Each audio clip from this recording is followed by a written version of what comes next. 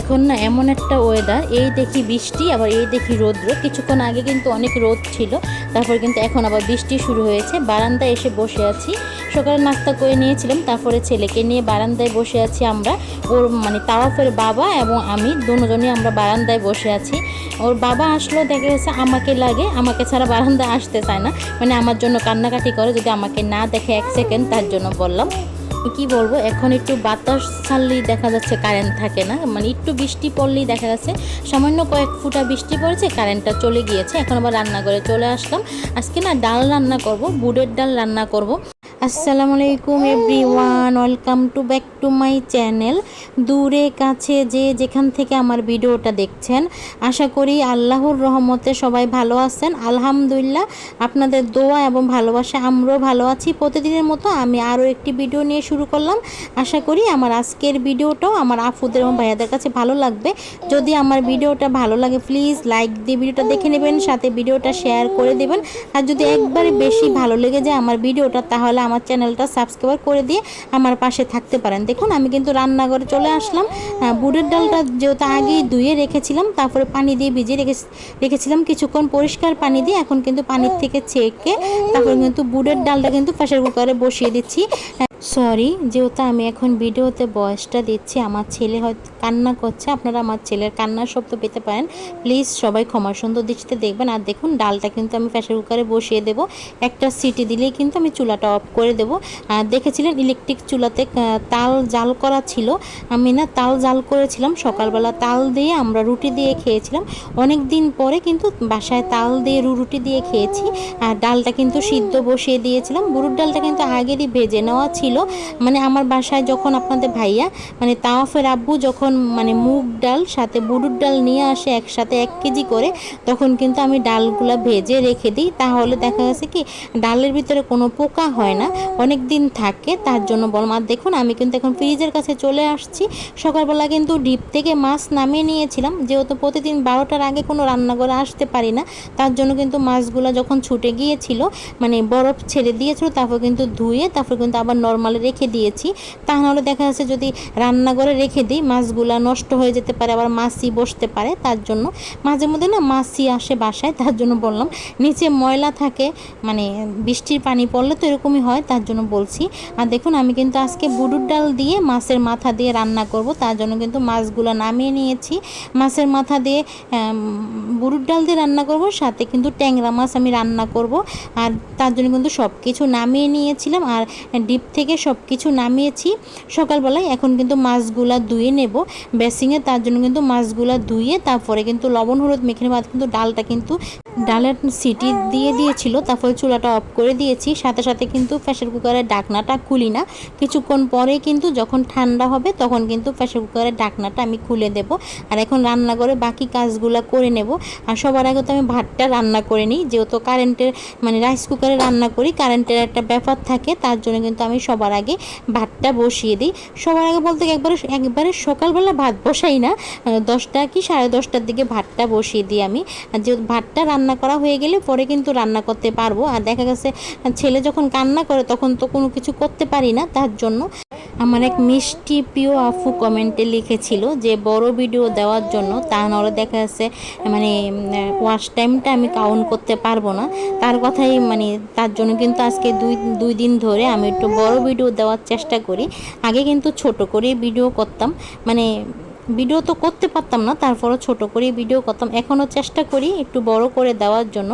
আশা করি আমার প্রিয় আফুরা আমার ভিডিওটা ফুল ওয়াচ করে দেবে, আমি এতটুকু আমি আশা রাখতে পারি প্রিয় আফুদের কাছে। কারণ যেহেতু আমি লাইভ করি, আমার লাইভে কেউ আসে না, কারণ আমি মিউট রেখে লাইভটা করি। যেহেতু আমার ছোট ছেলে ও যে কোনো সময় কান্না করে দেয়, যেহেতু আপনারা প্রত্যেকটা ভিডিওতে ওর কান্নার শব্দ মানে শুনতে পান যখন আমি ভিডিওতে ভয়েসটা দিই, তার জন্য বললাম।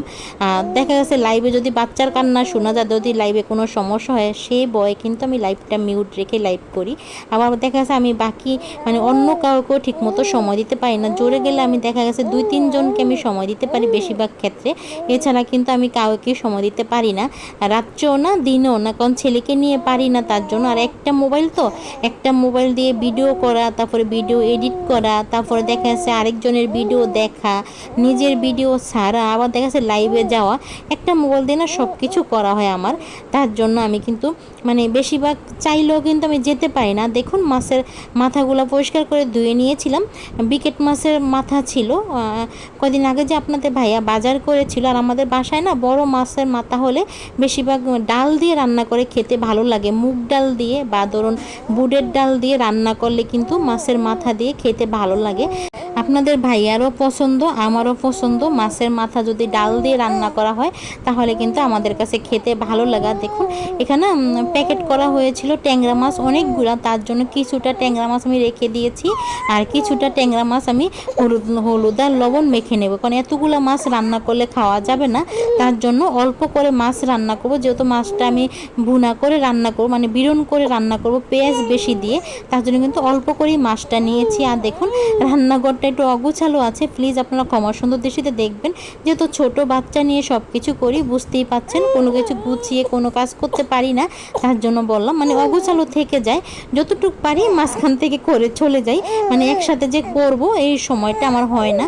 দেখা যাচ্ছে যদি করতে আসি ও কান্নাকাটি শুরু করে। দেখুন মাছেতে লবণ হলুদ মেখে নিয়েছি। আমার অনেক প্রিয় আপুরা কমেন্টে জিজ্ঞাসা করেন যে আমার ছেলে ভালো আছে কিনা। অনেক আপুরাই তো কমেন্টে লিখেন যে সোনা বাবাটা ভালো আছে কিনা। হ্যাঁ আপুরা, আপনাদের দোয়া এবং ভালোবাসা আমার ছেলেটা ভালো আছে। এভাবে আমার ছেলের জন্য দোয়া করে যাবেন, যাতে আমার ছেলেটা মানুষের মতো মানুষ হয় এবং ভালো থাকে সবসময়।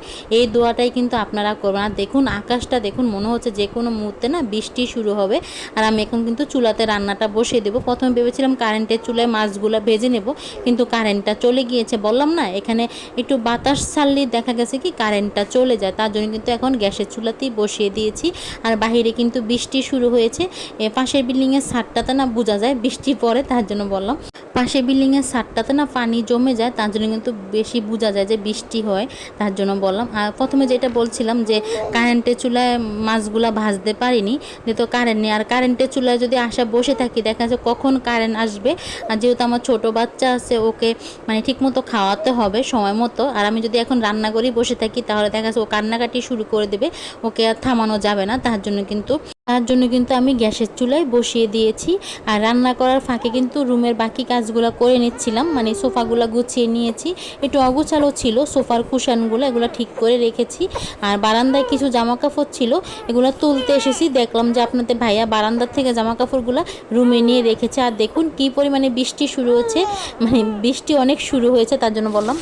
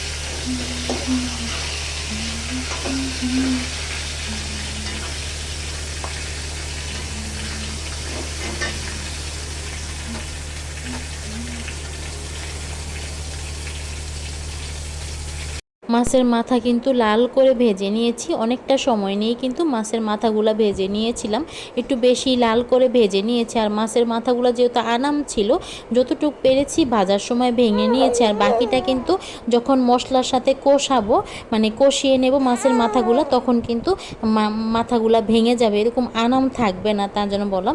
আর বেশিরভাগ ক্ষেত্রে তো বললাম যে ডাল দিয়ে মাছের মাথা রান্না করলে আমার কাছে খেতে ভালো লাগে এবং আপনাদের ভাইয়ের কাছেও খেতে ভালো লাগে।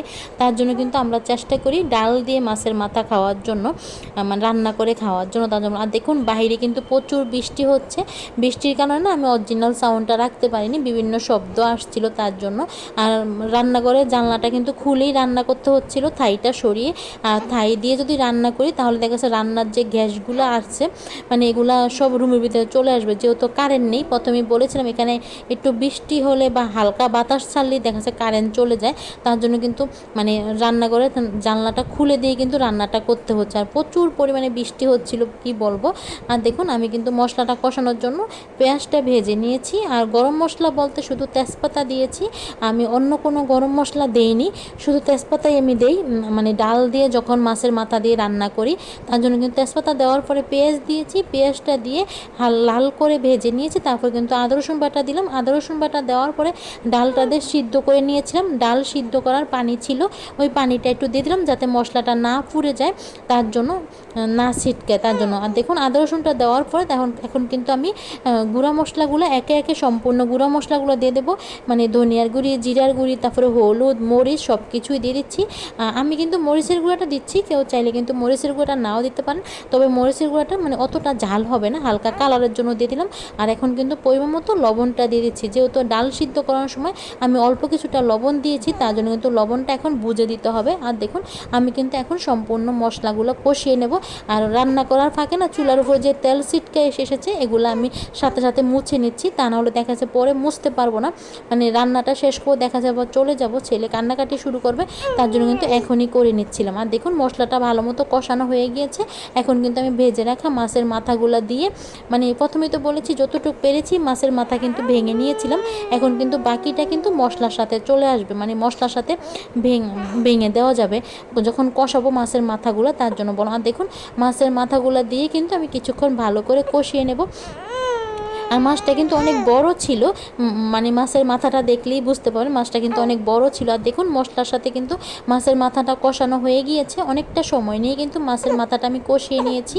আর এখন কিন্তু বৃষ্টিটাও থেমে গিয়েছে, এই পর্যায়ে আরও কিছুক্ষণ নেড়ে চেড়ে তারপরে কষিয়ে তারপরে কিন্তু আমি সিদ্ধ করে রাখা ডালটা যে রেখেছিলাম, বেশি সিদ্ধ করিনি, একটা সিটি দিয়ে কিন্তু আমি চুলাটা অফ করে দিয়েছিলাম, মানে আধা ভাঙ্গা হয়েছে, কিছু ভেঙে গিয়েছে, কিছু কিন্তু আনা মাছের ডালটা, তার জন্য এই পর্যায়ে ডালটা দিয়ে কিছুক্ষণ ভালো মতো মশলার সাথে নেড়ে চেড়ে মিশিয়ে তারপর কষিয়ে নেব। এখন আর আমি কোনো কিছু দেবো না, ঢাকনা দিয়ে কিছুক্ষণ আমি কষিয়ে নেব।